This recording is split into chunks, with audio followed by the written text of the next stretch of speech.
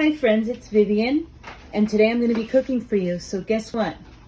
I went to the store and I bought some food. And do you know what I saw? That some of our food comes in boxes. Do you see that? So I'm making a plant-based meat sauce with some pasta,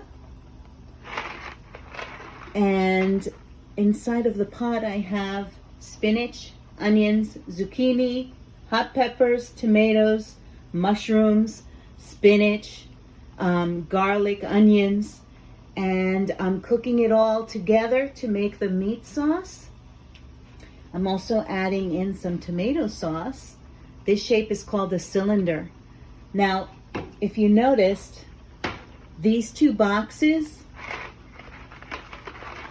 are three-dimensional, right? They're not flat like a rectangle, right, which is called 2D, or like a circle, which is also flat. These are three-dimensional shapes, okay? All right, so I'm going to put my sauce in. I'm going to cook this whole thing up, and then when it's done, I'm going to show you what it looks like. Have a great day. Don't forget to season the way you like.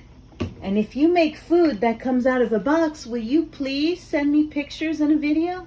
See you soon.